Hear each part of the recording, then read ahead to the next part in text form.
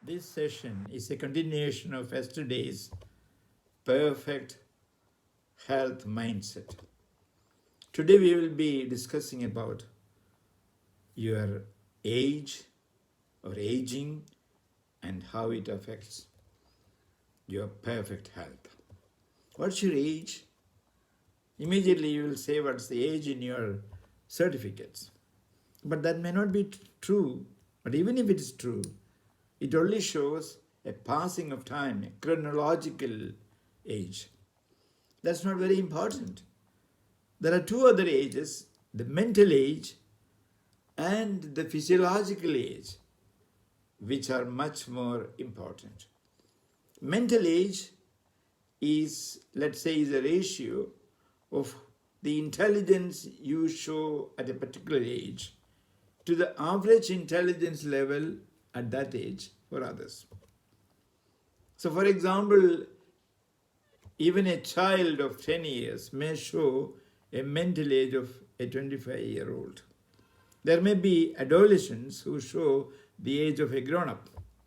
And reverse way, 40-year-old, 50-year-old may still be like an youngster of 15 years or 20 years mentally. So your mental age is how you, let's say, you see things, how your intelligence works, your brain works, how your emotions work. I have been going through the test to determine mental age yesterday and day before. There are online tests. And these tests, study how you react to, let's say, emotions, how much you are interested in travel, how connected you are to others in the society and your own family. Let's say you are interested in dressing, in romance, in your relation with others, how interested you are in new things, your computer and the new age. All these parameters are studied and they determine your mental age. My mental age in two tests, one of them showed I am 26 years old mentally, and the other one showed I am 35 years old, but never more than 36 so far. I have done so many tests. So you can also test your mental age. Once the talk is over, if you go into my website, which is given there, pavarghese.com, you have my number, you have my email. If you contact me, I will send you the link.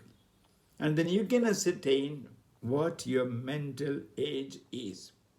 Your mental age cannot be more than your chronological age anyway. If it is, there's something wrong. Your mental age, if it is much less, you have the age of a kid, which is definitely good. Mental age is more important than chronological age. But the third one, physiological age, is more important than any other age. Physiological age determines how your vital organs function, your, let's say, heart rate at rest, your BP, how your liver functions, how your kidneys function, how your entire physiology functions. This will be decided by a hospital or by a lab. But there are online tests which indicate or which give a fair value about your physiological age. And they normally test your BMI. BMI, is a ratio of your weight divided by the square of your height in meters. Suppose you are 75 kg in weight, so 75 divided by, if you are 5 foot 4 inches, that means 1.64 meter. So 75 divided by 1.64 into 1.64, that is your BMI. It should not be more than 24. If you are more than 24, it means you are overweight. If you are above 30, you are obese. Both of these conditions are very, very damaging. So these online tests, study your BMI, how much red meat you eat, your food habits, whether you eat a lot of vegetables, whether you eat a lot of fruits, nuts, whether you sleep enough, what's your sex life, how you cope up with anxiety, are you stress-free, do you have a loving relationship, Is your job okay? Do you enjoy working? There are so many parameters which they study. What diseases you have genetically inherited, what medication you take. By studying alcohol content, how much do you take? Do you smoke?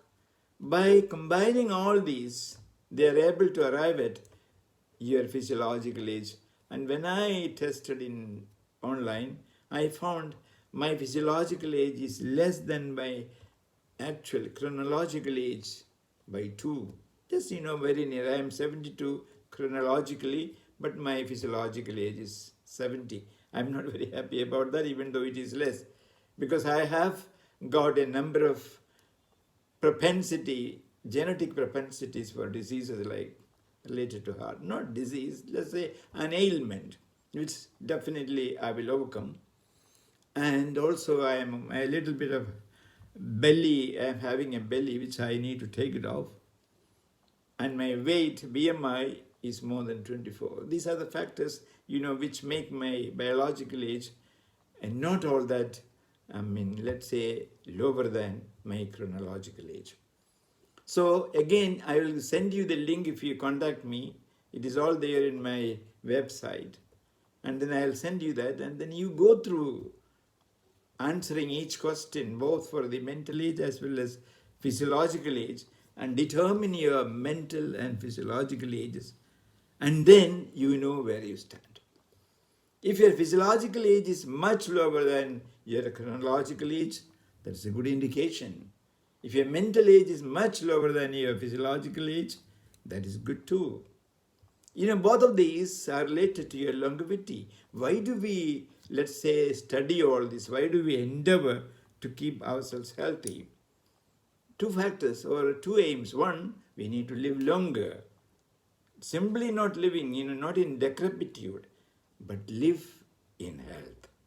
So, in order to add on to, let's say, years to your life, we need to eat fruits, more vegetables, eat less red meat, let's say carbs, avoid sugar, minimize salt, avoid all fried items. There's so many, all of us, Keralites, most of our Indians, most of us are aware of these things.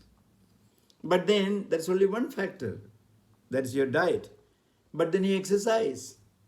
When you exercise, let's say you run and then you do weight training, naturally you are adding about 10 to 12 years of life to your age.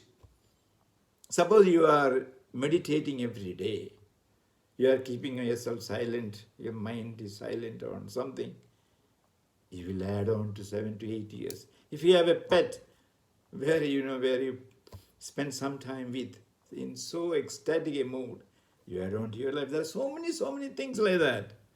If you take a nap in the afternoon, if you have a congenial family life where you love your wife and there is stress-free family life, you add on to your longevity. Suppose you are engaged, fruitfully engaged with a particular aim, and you go after it, you are engaged all the time, you definitely add on to your longevity. Suppose there are other factors which reduce your longevity. Suppose you are drinking more than, let's say, one drink, occasional one drink. That's not good. If you are smoking, or if you are taking a drug, or if you are eating more red meat, mutton, beef, if you are taking more fried stuff every day or occasionally in big quantities, that will lessen your lifespan. If you are stressed, if you are anxious, if you are worried, if you are all the time, let's say, jealous, all this will reduce your longevity. Let's say even if, you are not if you are having an attitude of gratitude, it will add on to your longevity.